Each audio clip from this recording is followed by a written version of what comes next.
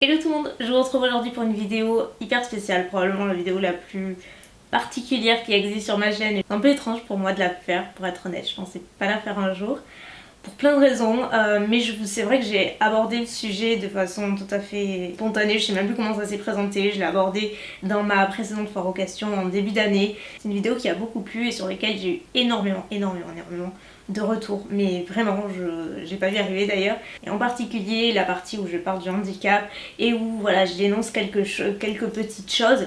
Le fait est que je vous avais promis cette vidéo mais vraiment dédiée à ce sujet là, et je me suis lancée aujourd'hui. Honnêtement je suis dans le... pas dans le flou, mais je sais pas par où commencer. J'ai rien préparé en fait, vraiment je me suis juste noté sur le téléphone quelques sujets pour pas oublier, mais franchement il y a juste tellement de choses à dire. C'est un sujet qui est bouillant et j'ai l'impression que personne, ou en tout cas pas assez de monde en parle. Il n'y a pas assez de dénonciation à ce sujet, il n'y a pas assez de sensibilisation à ce sujet, et je tiens à préciser, je ne tiens pas à être porte-parole ou quoi que ce soit, je ne prétends pas l'être en tout cas. Cependant, comme je l'ai mentionné dans une interview que j'ai donnée sur Brut et qui a pas mal tourné, vous l'avez peut-être déjà vu, je suis consciente qu'avec la plateforme que j'ai, ma voix peut peut-être sensibiliser un maximum d'entre vous, et en tout cas c'est mon but en faisant cette vidéo, ce que c'est que de vivre avec un handicap, de le vivre au quotidien, quels sont les problèmes rencontrés et pourquoi je parle de dénonciation alors qu'on est en 2018, parce que je peux vous assurer qu'on vit dans un pays certes très évolué mais pas assez. Il y a des priorités qui sont allouées à des choses en particulier, mais le handicap n'en fait pas partie à mes yeux. Donc aujourd'hui, on va parler de tout ça. Je ne sais pas par où commencer. La question finalement qui revient assez souvent quand on parle de handicap, c'est en fait à quoi es-tu confronté tous les jours, quel est le problème majeur en fait. Et c'est très simple, c'est l'accessibilité. Je suis sûre que vous vous dites, mais en 2018, pourquoi tu parles d'accessibilité? Tout est accessible aux personnes handicapées, soit les stationnements, les lieux publics, la priorité, tout est fait pour. Mais je peux vous assurer que pas du tout. Il y a tellement de retard, mais si vous saviez. Je vous dirais même que je serais pas sortie de France, j'aurais jamais voyagé, peut-être que mon avis serait pas le même. Mais c'est le cas. Je suis allée en dehors de la France, j'ai fait d'autres étapes, d'autres pays, et c'est là qu'on se rend compte qu'on est à des kilomètres et des kilomètres à la traîne. On peut être fier de notre pays pour tout un tas de choses, mais je peux vous dire qu'en matière d'accessibilité, il y a beaucoup de choses à faire et à revoir. Et quand on est en situation de handicap, c'est là qu'on sait, c'est là qu'on est confronté. Et c'est tellement normal. Moi la première, avant de me retrouver en fauteuil, je faisais pas attention à ce genre de choses. On n'y réfléchit même pas parce que c'est notre quotidien quand on est valide, qu'on n'a pas vraiment de problème majeur.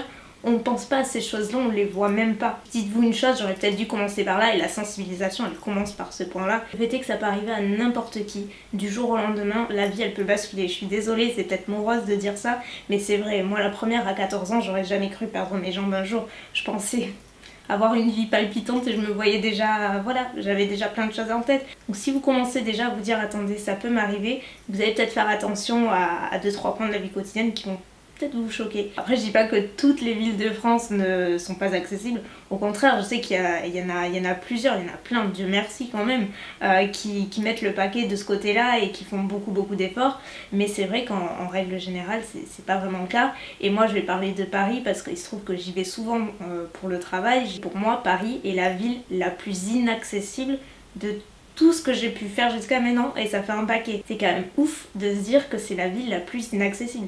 Et je peux vous assurer que je rigole pas et que je pèse pas mes mots. Il m'est arrivé mais tellement d'aventures parce que c'est toujours la croix et la bannière pour se déplacer, rien n'est accessible.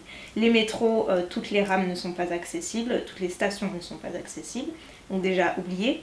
Les taxis parisiens ne le sont pas, il faut faire appel à des boîtes privées. Une fille qui m'a raconté ça, elle avait contacté une boîte de taxi, un van exprès, etc. Une fois arrivée, quand il a vu qu'elle était en fauteuil roulant, il lui a refusé le trajet, il est parti, il l'a laissé là. Et ça lui est arrivé une autre fois. Moi personnellement ça m'est jamais arrivé, mais je la crois parfaitement et je sais que ça existe. J'en ai parlé avec déjà des chauffeurs de taxi. Donc les transports c'est une chose. Vous avez ensuite les hôtels. Alors là, on pourrait écrire un livre sur les hôtels à Paris, parce que j'ai envie de vous dire, mais je serais curieuse de savoir le pourcentage d'hôtels qui sont dépourvus d'ascenseur, ou alors le peu qu'il y a, c'était juste des toutes petites cages d'ascenseur où un fauteuil classique ne passe pas. Vous allez me dire, mais c'est spécifié sur les sites des hôtels, etc. où vous avez la partie PMR, où ça vous dit exactement si c'est accessible aux personnes à mobilité réduite. Et bien je vais vous dire, attendez, Il m'en est arrivé une pas plus tard que la semaine dernière, il y a 10 jours, un truc comme ça. Donc, je vais à Paris pour 2 jours, on avait pris une nuit d'hôtel tout à fait classique. On arrive à l'hôtel, c'était une chambre réservée PMR, donc personne à mobilité réduite, donc une chambre exprès. Il y en avait qu'une dans l'hôtel qui se situe au rez-de-chaussée comme d'habitude, et là on arrive, on ouvre la porte, je passe le palier et je ne bouge plus parce que je peux pas aller plus loin. Et là je me dis mais c'est quoi cette chambre? Il y a un piège, on s'est trompé d'entrée, c'est pas possible. Parce que vous le verrez sur la photo, c'est la seule photo que j'ai prise, l'espace entre le lit et le mur, en fait c'était le seul passage qu'il y avait pour se rendre à la salle de bain. Une personne valide, pour y passer, il faut qu'elle se mette de profil. Parce que même de face, il n'y avait pas assez d'espace. Alors imaginez un fauteuil. C'est pas une blague, je peux vous jurer que c'est arrivé. En plus à ce moment-là, c'était 23h, donc il y avait juste la personne à l'accueil qui était pas du tout responsable, on n'avait rien à voir. Le directeur arrivait que le lendemain et il me fallait un endroit pour dormir. Donc par chance, il restait une chambre à l'étage, une chambre classique dans laquelle je pouvais passer. Elles n'étaient pas énormes, au moins je passais.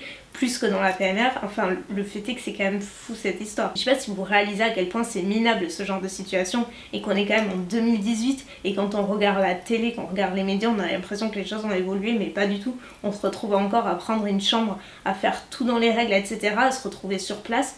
Ce qui est censé être accessible ne l'est pas, c'est même pire qu'ailleurs. Autre chose, toujours côté accessibilité dans les lieux publics, qui sont pas du tout aux normes ou évoluées ou comme vous voulez, c'est par exemple au cinéma. Tout simple. La personne qui veut aller au cinéma, elle a intérêt à se renseigner plutôt 2 fois ou alors être bien accompagnée. On s'était rendu, pareil, en fin d'année, on était à Paris avec maman et Hugo, on avait voulu aller au cinéma, tout simplement. Je me suis dit on va aller au Grand Rex, c'est connu le Grand Rex, je veux dire ça doit être quand même adapté quoi, tu te poses pas nécessairement la question. Et bien non, arrivé sur place, refusé parce qu'il n'y avait qu'une seule salle je crois d'accessible et encore il y avait des marches etc. En tout cas le reste ne l'était pas. Et on part du Grand Rex. Toujours accessibilité dans les lieux publics, le problème des cabines d'essayage dans les magasins. Ça aussi, ça fait partie de la bataille quotidienne. 2 possibilités. Soit vous voulez en cabine d'essayage, donc essayez vos fringues, tout ce que vous voulez, soit il n'y a pas de cabine qui est accessible. Soit deuxième possibilité, vous avez une cabine, 2 grands max si vous avez de la chance, qui sont mises à disposition, mais qui servent de remise, d'entrepôt et sont stockés tout un tas de cartons. Et ça, vous pouvez pas imaginer le nombre de fois où ça arrive, soit en France ou ailleurs. Moi, la photo que je vous montre, c'était en Espagne parce que ça arrive très souvent et surtout dans les magasins Zara, mais en France aussi c'est le même problème. Et comme vous le voyez sur la photo, toute la montagne de cartons que vous voyez c'est stocké dans la seule cabine destinée au PMR. C'est pour ça que je vous dis il faut pas croire tout ce que vous voyez parce qu'on a l'impression que tout est mis à disposition, qu'il y a des choses adaptées, mais quand vous voulez en profiter, vous pouvez pas pour plein de raisons différentes. Dernier entre guillemets point accessibilité, une des choses sur lesquelles je râle le plus c'est l'état des trottoirs en ville en fait pour circuler, parce que pareil je vous ai posé plein de questions, après j'y reviendrai juste après. Je vous ai demandé sur Instagram un petit peu les questions que vous posez au sujet du handicap et vous avez été nombreuses à me demander mais comment tu fais pour circuler en ville etc, enfin comment une personne en fauteuil fait. Vous regarderez par curiosité la prochaine fois que vous vous baladez, pas partout encore une fois, Dieu merci, mais il y a des endroits où c'est très compliqué de circuler, vous avez des trottoirs énormes, vous avez aucune pente, vous avez des trous partout et quand vous n'êtes pas accompagné, parce qu'il y a beaucoup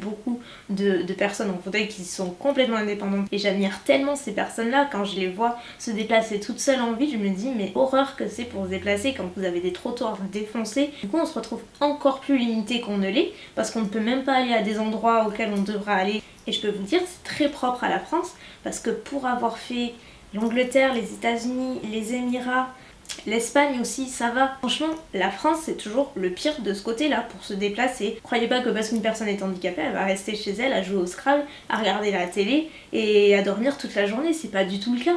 Pas du tout. Et ça, c'est vraiment une mauvaise idée reçue. Jusqu'à maintenant, j'ai parlé d'accessibilité, mais il y a un autre point qui est essentiel et sur lequel il y a besoin de sensibilisation, le respect, en tout cas le non-respect des gens face au handicap. Et des gens que j'aurais souhaité ne jamais rencontrer mais juste profondément ignobles, et ça remonte pas à si longtemps que ça. Et je pense que s'il y en a qui me suivent depuis quelques temps, même sur ma chaîne de vlog, je suis sûre que vous vous souvenez de l'épisode à Ikea qui était donc il y a 2 ans et qui m'avait profondément choquée, marquée, blessée. Et pourtant des situations comme ça j'en ai vécu un paquet, mais à ce point là c'était humiliant. J'étais juste tombée face à une femme ignoble, à à une caisse à Ikea qui n'avait pas voulu me laisser passer. C'est une caisse prioritaire. Ils étaient 3, il y avait la mère, le père et la fille, que les 3 faisaient 3 paiements différents. Donc ils profitaient tous de la caisse priorité, donc ils n'étaient pas du tout en fauteuil. C'est encore une fois, j'avais pas de préjugés là-dessus parce qu'on sait jamais ce qui se passe. Ils passaient leur temps à rigoler, ils étaient à 2 à l'heure, enfin bref, ça a duré mais genre une demi-heure qui devait arriva. Maman a commencé à s'agacer un petit peu, à demander à la dame gentiment de se dépêcher un petit peu parce que c'est quand même une caisse prioritaire. La femme absolument odieuse, elle a commencé en disant que si j'étais si handicapée que ça, si pressée que ça, j'avais qu'à pas sortir et rester chez moi et que j'avais qu'à attendre. À un moment, je sais plus exactement ce qui s'est passé, j'ai dit un truc sur le côté à ma tante qui était avec moi.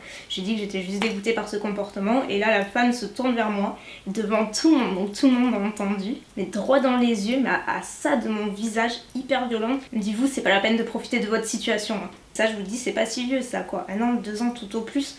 Voilà, c'est pas vieux, il y avait des témoins, tout le monde était outré. Encore une fois, c'est un exemple qui est parlant, je pense. Et encore, il faut vraiment le vivre, je peux vous assurer qu'on s'en souvient encore. Franchement, ça m'a écœuré du monde en général, du manque de respect des gens. Et là, c'est dans ces moments-là, je me dis, mais je suis pas du style à souhaiter le mal aux gens, à souhaiter le malheur, etc. Parce que c'est pas mon genre et je crois au karma.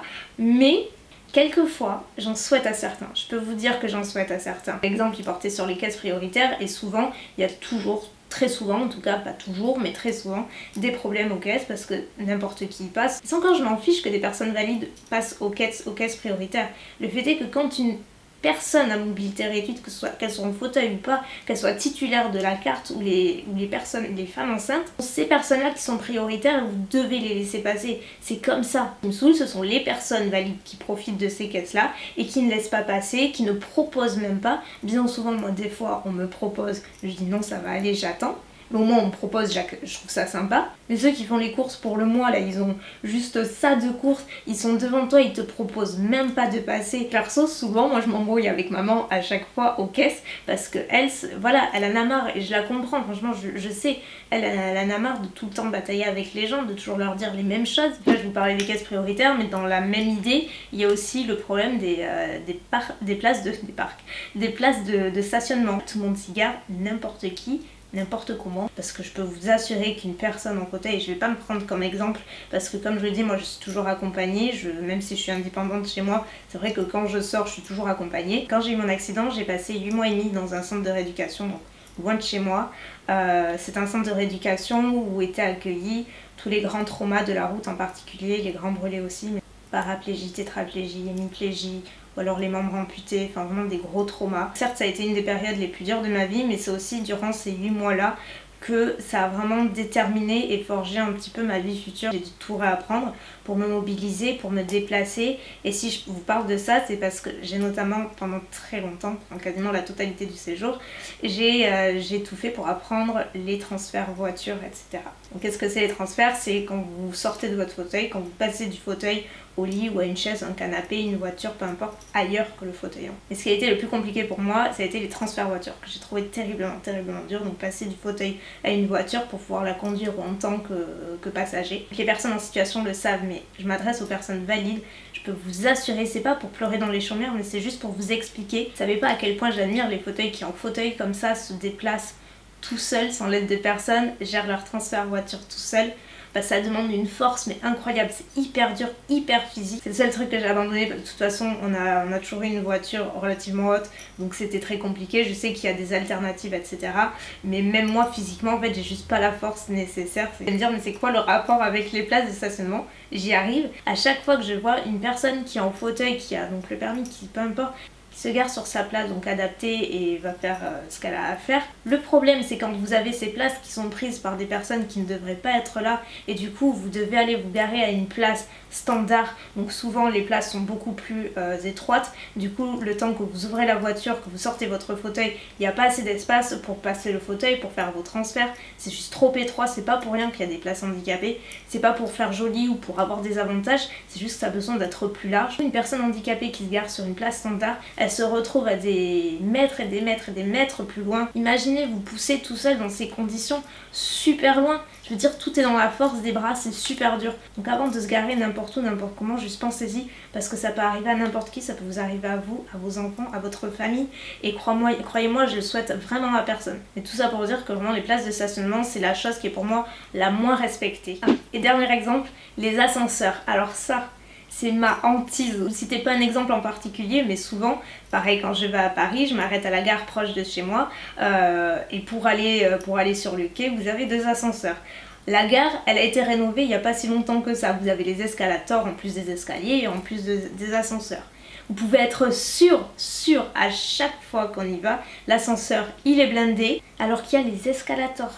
J'ai envie de leur dire, mais c'est quoi votre problème? Vous avez la flemme de vivre, la flemme de marcher, la flemme de tout en fait. Les escaliers, je peux comprendre, quand t'es hyper chargé, c'est un peu compliqué. Je dis ça, je dis rien, mais je donnerais n'importe quoi pour pouvoir les descendre ou les monter à nouveau. Mais ça, c'est encore autre chose. Mais les escalators, quoi, c'est quand même hyper simple. Et ben non, c'est toujours les ascenseurs qui sont bondés et du coup ça cause des pannes parce que tout le monde les prend. La dernière fois que j'y suis allée, j'ai pris en photo ce qu'il y a écrit sur le dessus. Soyons attentifs et solidaires, laissons la priorité aux personnes handicapées. Pareil, à Montparnasse, c'est toujours ma hantise. Combien de fois on est arrivé, l'ascenseur était en panne. Il y a un seul ascenseur à Montparnasse. Grosso modo, c'est un peu les sujets que je voulais aborder de moi-même, vous parler de mes expériences et des choses qui, je trouve, ne devraient pas exister, mais existent et sont bien présentes. Ce ne sont pas des choses que vous voyez nécessairement parce que vous n'êtes pas confrontés au handicap, mais elles sont bien là. Et du coup, je voulais les dénoncer un petit peu, vous raconter un peu ce que c'était au quotidien. Je vous ai demandé sur Instagram, j'ai fait un petit post en vous demandant votre avis à vous, quelles étaient vos questions, quels étaient les sujets, enfin voilà, tous les questionnements que vous pouviez avoir. Je pense pas nécessairement à tout. Du coup, j'ai retenu quelques questions, donc ce sera un petit peu la partie de cette vidéo là. C'est pas vraiment une foire aux questions, mais vous m'avez un petit peu aiguillé. Donc la première question, je la mettrai juste dessous. As-tu songé à travailler classiquement? Et par là, je veux dire un travail comme secrétaire, vendeuse, peu importe. Ou est-ce que le handicap ne t'a pas permis de réaliser ce type de projet, ou est-ce que c'est impossible à songer? Donc personnellement, j'ai choisi la voie du tube parce que les choses sont dégoupillées comme ça, mais j'avais prévu d'être secrétaire médicale, j'ai eu déjà des expériences professionnelles dans le milieu. Honnêtement, j'ai eu aucune mauvaise expérience de ce côté-là. Le handicap n'a jamais été un frein pour trouver du travail. En tout cas, sachez que c'est pas parce qu'on est handicapé qu'on ne peut pas travailler, et ça c'est vraiment une idée préconçue. On me l'a dit, je m'en rappellerai toujours au début quand j'ai commencé YouTube, quand je faisais mes premiers hauls. Je m'en rappellerai, autant il y a des critiques qui me passent là et que j'oublierai mais en quelques secondes, mais autant ce genre de réflexion, ça m'avait juste glacé quoi. On me reprochait à l'époque d'utiliser l'argent de l'allocation handicapée à des fins personnelles, pour le shopping, etc., à vivre sur le dos des gens. Donc clair, c'était ça. Et c'était tellement écœurant, parce qu'en plus c'était tellement loin de la vérité. À partir du moment où une personne handicapée travaille, il n'y a plus d'allocation. Ça montre encore une fois l'immaturité de certaines personnes et juste les idées préconçues. C'est pas parce que t'es handicapé que tu fais du lard toute la journée, que tu travailles pas ou que tu vis sur le dos des gens. C'est pas du tout. La question qui vient, elle arrive systématiquement tous les étés. D'ailleurs, j'avais poussé pas un coup de gueule, mais je dis le fond de ma pensée, on va dire, l'année dernière. C'est une autre idée préconçue, là on est vraiment dans le sujet. C'est pas par rapport à toi, mais c'est juste globalement, c'est qu'on me demande très souvent quand je mets une photo de la piscine, etc. Oh mais pourquoi tu mets une photo de ta piscine? Tu peux pas nager, c'est quoi l'intérêt? Pourquoi tu t'achètes des maillots? Tu peux pas nager? Je sais que ça paraît complètement loufoque pour certains. C'est pas parce que t'es paralysé que la vie s'arrête et que tu ne peux plus rien faire. En l'occurrence, je peux toujours nager. Donc c'est la question de Linda Parat. Donc on te voit parfois au bord de la piscine ou dans l'eau, tu te rafraîchis sûrement, mais peux-tu nager? Je me rafraîchis, mais je peux surtout nager, oui, il n'y a pas de souci. Dites-vous qu'une personne paralysée, peu importe la lésion, il n'y a plus l'utilisation des jambes. On ne peut plus se servir de nos jambes pour pousser, avancer, enfin voilà, pour nager. Mais j'ai toujours l'usage de mes bras, donc je me sers du haut de mon corps pour pouvoir nager. Après, effectivement, j'utilise toujours un accessoire, genre une frite, pour rester un petit peu à flot. Ces choses-là, ça s'apprend encore une fois quand j'étais en centre de rééducation. J'ai appris à me débrouiller dans différents environnements. Et dans l'eau, honnêtement, c'est là que je me sens le mieux parce que j'ai pas le fauteuil, que je me sens super bien. Du moment que j'ai une frite, c'est bon. Je me débrouille. Et je peux nager sous l'eau sans problème, sans rien, toute seule. C'est juste que tout dépend du haut du corps et c'est pour ça que je travaille pas mal le haut du corps pour me muscler un maximum parce que j'en ai besoin au quotidien pour pouvoir me mobiliser et pour nager c'est pareil. Nélia me demande si j'ai déjà rencontré des gens qui avaient peur du handicap.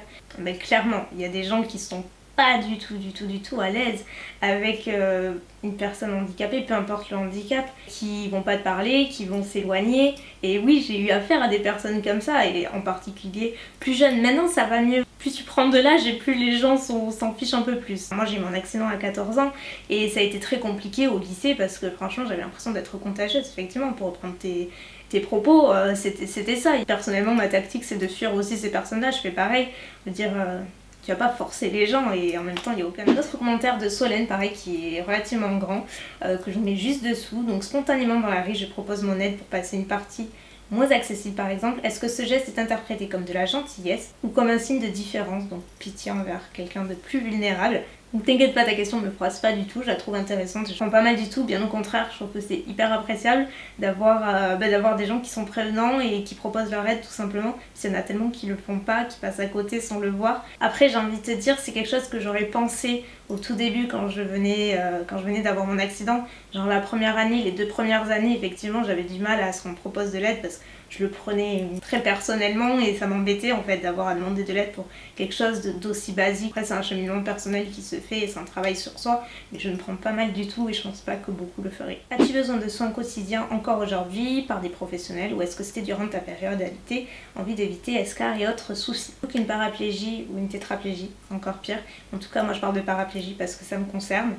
Forcément, ça requiert des soins quotidiens à vie. Certains que j'ai appris seule, d'autres qui sont par des intervenants extérieurs. J'ai des séances de kiné aussi, à raison d'1 à 2 fois par semaine. Étant donné qu'on ne peut plus marcher, les jambes ont besoin quand même d'être mobilisées pour éviter les tensions, les raideurs, la spasticité, toutes ces choses qui compliquent un petit peu le quotidien. Donc oui, il y a besoin de kiné, il y a besoin de soins. Justement, je vous parlais des transferts précédemment, donc on y vient.